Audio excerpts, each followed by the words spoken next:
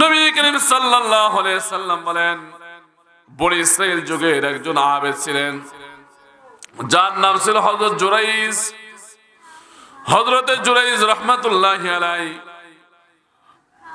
বনি ইসরাইলের আমাদের নবীর আগের যুগে একজন বড় আবেদ ছিলেন হযরত জুরাইজ রাহমাতুল্লাহি আলাইহি। বড় আবেদ ছিলেন, বলে ইবাদত গুজার ছিলেন, এত ইবাদত বন্দী করছেন। বিশেষ ইবাদত বন্দী করার জন্য উনি ঘর বাড়ি ছেড়ে জঙ্গলে চলে গেছেন। জঙ্গলে চলে যাওয়ার পরে চিন্তা করলেন, জঙ্গলে গেছেন যাতে বেশি থেকে বেশি ইবাদত বন্দী করতে পারেন। এলাকায় থাকলে, গ্রামে থাকলে সেরকম ইবাদত বন্দী করা যায় না। এই জন্য জঙ্গলে চলে গেছেন, ইবাদত বন্দী করতেছেন। বড় বুজুর্গ সকলে তাকে খুব মহব্বত করে ভালোবাসে, সবাই তাকে শ্রদ্ধার চোখে দেখেন এবং ভালো ভালো কিছু খাদ্যদ্রব্য তাকে হাদিয়া পাঠায় দেন। সুন্দর খাবার, এরকম সুস্বাদু খাবার পাক হইলে ওই জুরাইজ রাহমাতুল্লাহি আলাইহি যে খানকা আছে, যেখানে ইবাদত বন্দী করেন যে জঙ্গলে, সেখানে খাবার দাবার গুলো পৌঁছায় দেন। জুরাইজ রাহমাতুল্লাহি আলাইহি ইবাদত বন্দী করেন, আর ইবাদত বন্দী করতে আছেন, সর্বদা জিকির আজকাল তাসবিহ তাহলিল নামাজ কালাম নিয়ে ব্যস্ত আছেন, নামাজ কালাম নিয়ে ব্যস্ত আছেন। জুরাইজ রাহমাতুল্লাহি আলাইহি যেহেতু বাড়ি থেকে ফাঁকে চলে গেছেন, দীর্ঘ সময় হয়ে যায় বাড়িতে আসেন না। এই জন্য মা চিন্তা করলেন, আমার সন্তানকে একটু দেখে আসি, আমার জুরাইজ কি অবস্থায় আছে, আমার জুরাইজকে একটু দেখে আসি। জুরাইজের মা তাকে অনেক কষ্ট করে যখন জঙ্গলে যে জুরাইজকে দেখার জন্য, তার সঙ্গে দুইটি কথা বলার জন্য কষ্ট করে জঙ্গলে গেছেন। যা দেখতেছেন জুরাইজ নামাজ পড়তেছে। কি পড়তেছে? নামাজ পড়তেছে। মা অনেকক্ষণ দাঁড়িয়ে থাকলেন এবং বললেন, জুরাইজ, আমি তোমার মা তোমার সঙ্গে দেখা করার জন্য আসছে, একটু সাড়া দাও, আমার সঙ্গে একটু কথা বলো। অনেক দিন হয়ে গেল তোমাকে দেখি না, কোন অবস্থা আছো, তোমার সঙ্গে কোনো কথা হয় না, একটু সাক্ষাৎ করো। জুরাইজ রাহমাতুল্লাহি আলাইহি চিন্তা করলেন, আমি যেহেতু নামাজের মধ্যে আছি, আমি আল্লাহর কাছে আছি, এখান থেকে আমি কেমনে নামাজ বাদ দিয়ে নামাজ শেষ করে কেমনে মার সঙ্গে কথা বলি। এই জন্য উনি মার সঙ্গে কথা বললেন, নামাজ চালিয়ে গেলেন। কিছুদিন পরে আবার তার মা চলে আসছেন, যে গত সপ্তাহে তো গেলাম আমার জুরাইজকে দেখার জন্য, কিন্তু সাক্ষাৎ হলো না, কথা হলো না, আবার একটু যাই, আমার তো ভালো লাগতেছে না, সন্তানের সঙ্গে একটু দেখা করে আসি। আবার চলে গেলেন, যাওয়ার পরে দেখা করবেন, কিন্তু সেদিনও দেখতেছেন জুরাইজ নামাজে আছেন, নামাজে ব্যস্ত আছেন।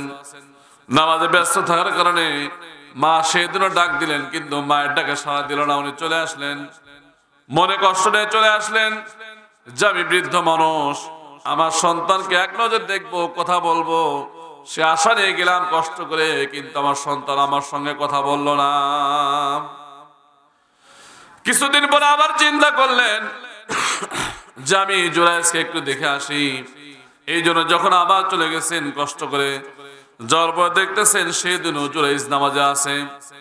মা বলতেছেন, বাবা, তোমার জন্য, তোমার সঙ্গে দেখা করার জন্য, কথা বলার জন্য এর আগেও দুইবার ফিরে গেছি, আজকে একটু দয়া করে আমাকে একটু সাক্ষাৎ দাও, কথা বলো, একটু তোমার সঙ্গে কথা বলবো। মন নামাজ ছটফট করতেছে তোমার সঙ্গে দেখা করার জন্য, কথা বলার জন্য। জুরাইজ সেই দিনও চিন্তা করলেন যে আমি নামাজ আছি, নামাজ বাদ দিয়ে তোমার সঙ্গে কথা বলা যাবে না। আসলে যে চিন্তা ছিল, এই চিন্তাটা আসলে ভুল ছিল। কি ছিল? ভুল ছিল। মাসালা হলো, মা যদি ডাক দেয়, পিতামাতা যদি ডাক দেয়, যদি নফল নামাজের মধ্যে থাকে বা ফরজ নামাজও থাকে, মা যদি কোনো অসুস্থতার জন্য ডাক দেয়, বারবার ডাকতেছে, তাহলে নামাজকে ভেঙ্গে দিয়ে মায়ের ডাকে সাড়া দেওয়া ওয়াজিব।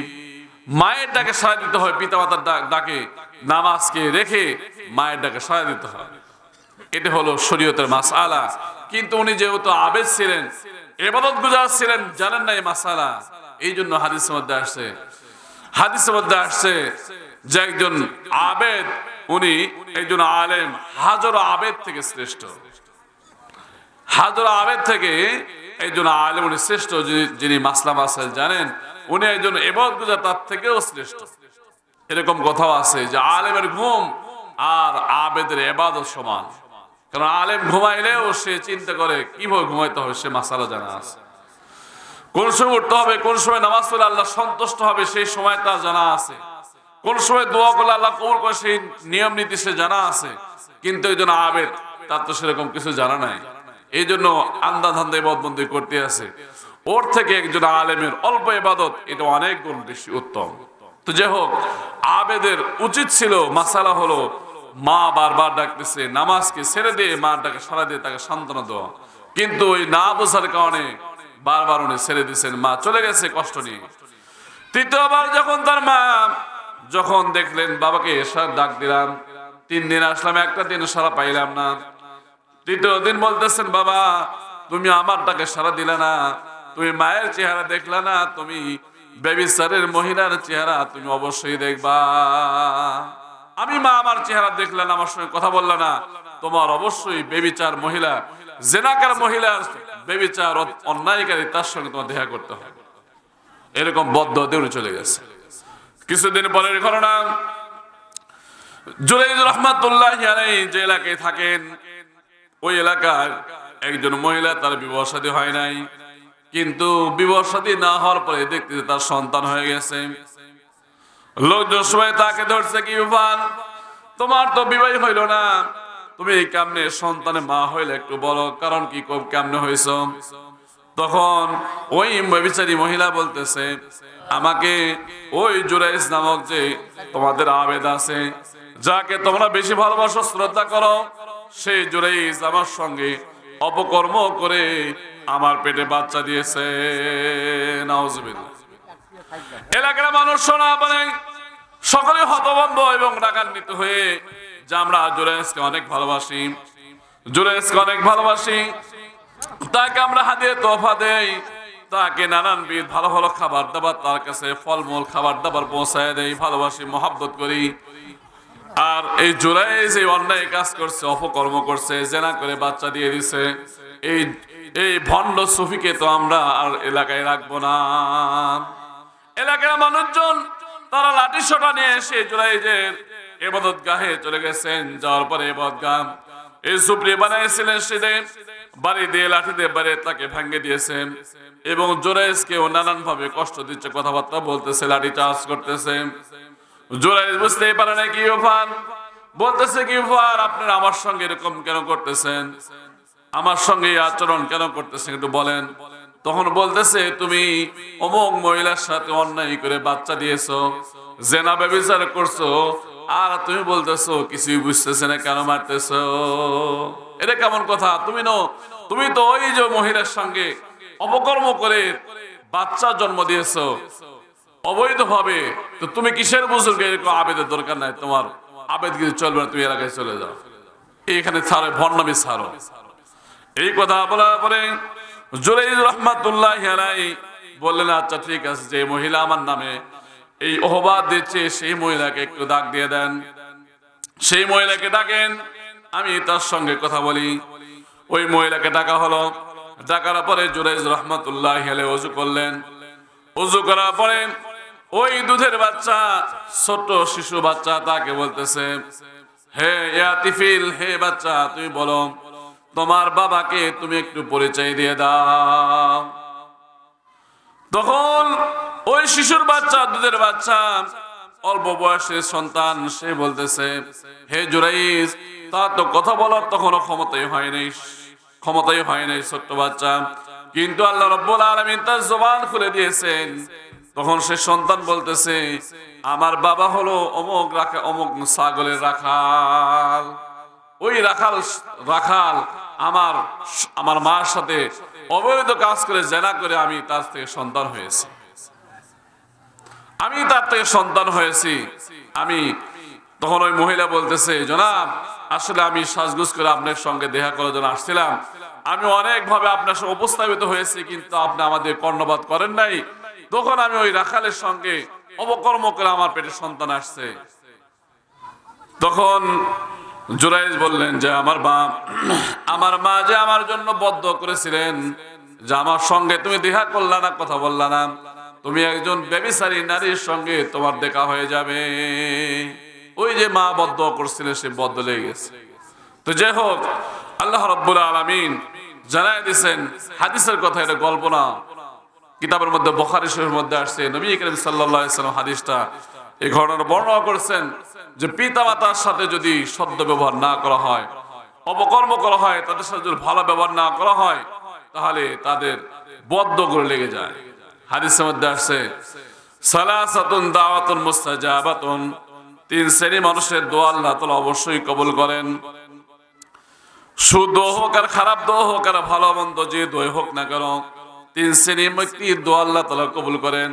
তার মধ্যে একটা হলো মুসাফিরের দোয়া। যারা মুসাফির মানুষ, যারা মুসাফির, তারা যদি দোয়া করে, ভালো দোয়া করুক আর খারাপ দোয়া করুক, সেটা আল্লাহ তাআলা কবুল করে নেন। ওরকম ভাবে মজলুম ব্যক্তির দোয়া, যে ব্যক্তি মজলুম, যার উপর জুলুম নির্যাতন হয়েছে, সে যদি কয়ে আল্লাহর কাছে দরখাস্ত করে, বদদোয়া করে, এই বদদোয়া এই মানুষের জন্য লেগে যায়। ওরকম ভাবে পিতামাতার দোয়া, সুদোয়া করুক আর ভালো মন্দ দোয়া যদি করুক, ভালো করলেও লাগবে, মন্দ করলেও লেগে যাবে। এই জন্য পিতামাতার সাথে ভালো ব্যবহার করলে আমরা ভালো দোয়া পাবো, যদি খারাপ ব্যবহার করি তাহলে আমরা খারাপ আচরণ পেয়ে যাব। এই জন্য ইবাদত বন্দেগী যাই করি না কেন, সাথে সাথে আমাদের পিতামাতার সাথে সদ্ব্যবহার করতে হবে। তো যাই হোক, সময় বেশি নাই, আমি যে আয়াত দুইটা পড়ছি, আয়াতের তরজমা করে আমি শেষ করে দিচ্ছি। এই আয়াতের মধ্যে আল্লাহ রাব্বুল আলামিন পিতামাতার সম্মানের সাথে, পিতামাতার অধিকার সম্পর্কে আমরা সন্তান আমরা কি করব সেই কথা জানাই দিয়েছেন। সেটা হলো ওয়াকাদা রাব্বুকা আল্লা তা'বুদু ইল্লা ইয়াহু ওয়া বিল ওয়ালিদাইনি ইহসানা। হে দুনিয়াবাসী, তোমরা তোমাদের পিতার সাথে, তোমাদের মাতার সঙ্গে সদ্ব্যবহার করো, সুন্দর আচরণ করো। নবী করিম সাল্লাল্লাহু আলাইহি ওয়াসাল্লাম এক সময় মসজিদে নববীতে বসা আছেন। একজন বৃদ্ধা মহিলা আসলেন। বৃদ্ধা মহিলা নবী করিম সাল্লাল্লাহু আলাইহি ওয়াসাল্লামের কাছে আসলেন। নবী করিম সাল্লাল্লাহু আলাইহি ওয়াসাল্লাম সঙ্গে সঙ্গে দাঁড়িয়ে গেলেন এবং গায়ের মধ্যে যে চাদর ছিল, চাদরটা খুলে বিছায় দিলেন। আর মহিলা সেই চাদরে বসে গেলেন। বসার কথাবার্তা হইল। উনি কথাবার্তা বলে উনি চলে গেলেন। সাহাবায়ে কেরাম রিজওয়ানুল্লাহি আলাইহিম আজমাইন বললেন, ইয়া রাসূলুল্লাহ, ইয়া হাবিবাল্লাহ, একজন মহিলা কোথায় থেকে যেন আসলো, আর আপনি তাকে সম্মান করে শরীরের চাদরটা খুলে দিলেন, সেখানে বসে গেলেন। এর কারণটা ওই মহিলাকে নবী করিম সাল্লাল্লাহু আলাইহি সাল্লাম বললেন, ওই মহিলা হলো হযরতে হালিমাতুস সাদিয়া রাদিয়াল্লাহু তাআলা আনহা, যার স্তন থেকে আমি শিশুকালে দুধ পান করেছিলাম। ওই দুধমা হযরতে হালিমাতুস সাদিয়া রাদিয়াল্লাহু তাআলা আনহা আমার সঙ্গে দেখা করতে আসছেন। আমি আমার মায়ের সম্মানে আমার গায়ের চাদর বিছায় দিছি সেখানে বসার জন্য। সুবহানাল্লাহ। তো যাই হোক, নবী করিম সাল্লাল্লাহু আলাইহি ওয়াসাল্লাম, আল্লাহ রাব্বুল আলামিন আমাদেরকে জানায় দিয়েছেন যে তোমরা পিতামাতার সাথে সদ্ব্যবহার করো, ওয়াবিল ওয়ালিদাইনি ইহসানা, ইহসান করো, তাদের সাথে জুলুম নির্যাতন করিও না। এরপরে তোমরা ইম্মা ইয়াবলুগান্না ইনদাকাল কিবারা, যখন তাদের কোন একজন বৃদ্ধ হয়ে যায়, অত উভয় বৃদ্ধ হয়ে গেছে, তখন তাদের খেদমতের বেশি প্রয়োজন, তখন তোমরা বেশি বেশি পাশে থাকো। ফালা তাকুল লাহুমা উফিন ওয়ালা তানহারহুমা, তাদের সাথে এমন কোন আচরণ করিও না যে আচরণ দ্বারা সেই বেচারা কষ্ট পেয়ে যায়, উফ শব্দটা করে। ওয়ালা তানহারহুমা, তাদেরকে ধমক দিও না। ওয়াকুল লাহুমা কাওলান কারীমা, তাদেরকে সম্মান দিয়ে কথাবার্তা বলো। আজকে দেখা যায় ছেলেরা একটু বড় হয়ে গেলে, মেয়েরা বড় হয়ে গেলে পিতামাতাকে সম্মান দেয় না, তাদের সাথে ঝাড়ির সাথে কথা বলে, এরকম তা সে যেন কিছুই বোঝে না, সেরকম আচরণ করা হয়। এবার আল্লাহ রাব্বুল আলামিন বলতেছেন, উখফিদ লাহুমা জানাহাজ যুল্লি মিনার রাহমাতি ওয়াকুর রাব্বিরহামহুমা কামা রাব্বায়ানি সাগীরা। আল্লাহ রাব্বুল আলামিন বলতেছেন, উখফিদ লাহুমা জানাহাজ যুল্লি, তোমার এরকম রহমতের ডানা বিছায় দাও। যেরকম ভাবে মুরগি তার বাচ্চাকে বৃষ্টির থেকে, এরকম শগুন আর চিল আর কাকের আক্রমণ থেকে বাঁচানোর জন্য পাখার নিচে আশ্রয় দিয়ে রাখে, ঠিক ওরকম ভাবে তোমার পিতামাতার যখন খেদমতের প্রয়োজন হয়, যখন বৃদ্ধ হয়ে যায়, তখন তুমি নিজেও সেবা করো, তোমার স্ত্রী দিয়ে সেবা করে নাও, তোমার ছেলে মেয়ে তাদের দ্বারা তাকে সেবা করে, তাকে আদর আপ্যায়ন করে রাখো। এরপরেও আল্লাহ রাব্বুল আলামিন জানেন তুমি যতই সেবা করো না কেন, যতই মনে প্রাণে চেষ্টা করো, এরপরও তোমার কমতি হয়ে যাবে। পিতামাতার খেদমত করতে পারবা না, যে হক সেবা আদায় করতে পারবা না। তখন তুমি শেষে আল্লাহর কাছে দরখাস্ত করো, রব্বির হামহুমা কামা রব্বায়ানি সগীরা। যে আল্লাহ, আমার যা সাধ্য ছিল আমি করছি, পারি নাই, হে আল্লাহ তুমি তোমার রহমতের কোলে তাকে লাইতে পাইতে করো। সুবহানাল্লাহ।